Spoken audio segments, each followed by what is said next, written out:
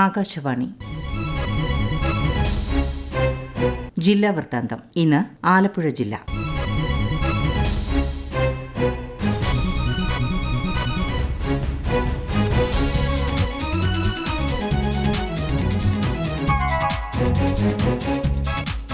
ജില്ലാ വിശേഷങ്ങളുമായി ആകാശവാണി പ്രതിനിധി ആർ രവികുമാർ. ആലപ്പുഴ ജില്ലാ പഞ്ചായത്ത് സംഘടിപ്പിക്കുന്ന വിജ്ഞാൻ ആലപ്പുഴ മെഗാ തൊഴിൽമേളയുടെ ഒരുക്കങ്ങൾ പുരോഗമിക്കുന്നു. ഈ മാസം 15-ന് ആലപ്പുഴ ST കോളേജിലാണ് മേള നടക്കുന്നത്. ഇതിനകം 33,466 ഒഴിവുകൾ റിപ്പോർട്ട് ചെയ്തു കഴിഞ്ഞു. വിജ്ഞാൻ മേളയുടെ പോർട്ടൽ വഴിയാണ് തൊഴിലന്വേഷകർ രജിസ്ട്രേഷൻ നടത്തേണ്ടത്. SSLC, +2, ITI, ബിരുദം, ഡിപ്ലോമ, ബിരുദാനന്തര ബിരുദം തുടങ്ങിയ മേഖലകളിലായി 252-ലധികം തസ്തികകളാണുള്ളത്.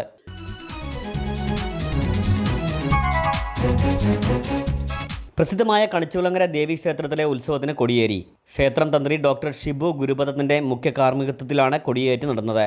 ഉത്സവത്തോടനുബന്ധിച്ച് നടന്ന കൊടിയേറ്റ് സദ്യയിൽ 30,000-ഓളം വിശ്വാസികൾ പങ്കെടുത്തു. PP ചിത്തരഞ്ജൻ MLA കൊടിയേറ്റ് സദ്യയുടെ ഉദ്ഘാടനം നിർവഹിച്ചു. ദേവസ്വം പ്രസിഡന്റ് വെള്ളാപ്പള്ളി നടേശൻ നേതൃത്വം നൽകി.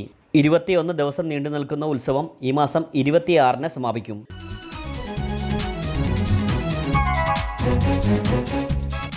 ചെട്ടികുളങ്ങര ക്ഷേത്രത്തിൽ കാർത്തിക നാളിൽ പൊങ്കാല സമർപ്പണം നടന്നു. ശ്രീദേവി വിലാസം ഹിന്ദുമത കൺവെൻഷന്റെ നേതൃത്വത്തിൽ നടന്ന കാർത്തിക പൊങ്കാല നടി നിഷ സാരംഗ് ഉദ്ഘാടനം ചെയ്തു. ക്ഷേത്രതന്ത്രി പ്ലാക്കുടി ഉണ്ണികൃഷ്ണൻ നമ്പൂതിരി മുഖ്യ കാർമ്മികത്വം വഹിച്ചു. ആയിരക്കണക്കിന് വിശ്വാസികളാണ് പൊങ്കാല അർപ്പിക്കാൻ എത്തിയത്.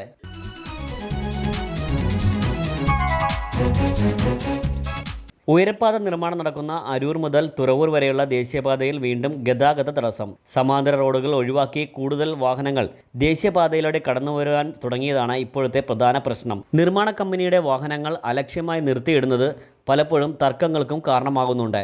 തുറവൂർ മുതൽ അരൂർ വരെയുള്ള 12.75 കിലോമീറ്റർ സഞ്ചരിക്കാൻ ഏറെ സമയം വേണ്ടി വരുന്നുണ്ട്. തുറവൂർ, കുത്തിയതോട്, എരമല്ലൂർ, അരൂർ എന്നീ പ്രധാന ജംഗ്ഷനുകളിൽ വലിയ ഗതാഗതക്കുരുക്കാണ് അനുഭവപ്പെടുന്നത്.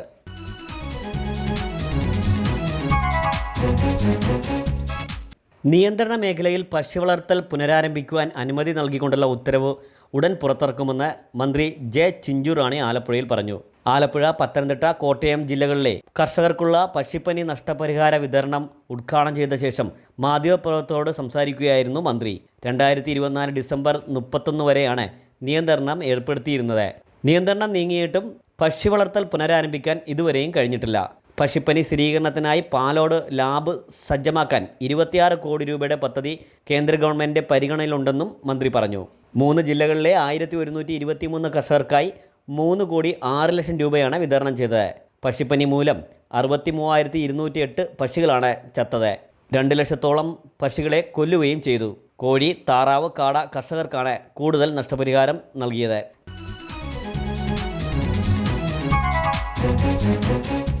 കൃഷിശാസ്ത്രജ്ഞൻ R. ഹേലിയുടെ സ്മരണാർത്ഥം ആലപ്പുഴ ജില്ലാ അഗ്രി ഹോർട്ടിക്കൾച്ചർ സൊസൈറ്റി ഏർപ്പെടുത്തിയിട്ടുള്ള കർഷക ശ്രേഷ്ഠ പുരസ്കാരം കുട്ടനാട്ടിലെ കർഷകനായ ജോസഫ് കോരയ്ക്ക് സമ്മാനിക്കും. 15,000 രൂപയും പ്രശസ്തപത്രവും ഫലകവും ചേർന്ന അവാർഡ് മാർച്ച് ആദ്യവാരം മന്ത്രി P. പ്രസാദ് സമ്മാനിക്കും. കുട്ടനാട്ടിലെ രാമങ്കരി മാമ്പുഴക്കരി സ്വദേശിയായ ജോസഫ് കോര സംയോജിത കർഷകനാണ്.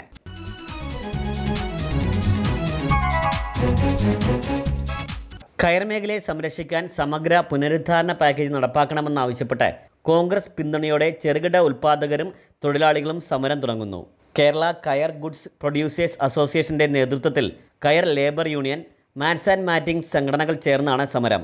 സമരത്തിന് മുന്നോടിയായി വാഹന പ്രചരണ ജാഥ ആരംഭിച്ചു. കയർ മേഖലയെ പഴയ പ്രതാപത്തിലെത്തിക്കണമെന്നും തൊഴിലാളികളുടെ കൂലിയും ഉൽപ്പന്ന വിലയും ഉയർത്തണമെന്നും നേതാക്കളായ KR രാജേന്ദ്ര പ്രസാദ്, M. അൽകുമാർ എന്നിവർ പറഞ്ഞു.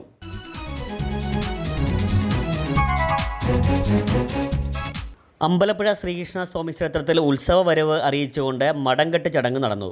പടിഞ്ഞാറേ നടയിലെ എണ്ണക്കളത്തട്ട് ഓല കെട്ടി മേയുന്ന ചടങ്ങാണിത്. Devaswom administrative officer P. ജയലക്ഷ്മിയുടെ നേതൃത്വത്തിലായിരുന്നു ചടങ്ങ് നടന്നത്. മടംകെട്ടി 41-ാം നാളിലാണ് ക്ഷേത്രത്തിൽ 10 ദിവസം നീണ്ടു നിൽക്കുന്ന ഉത്സവം കൊടിയേറുന്നത്.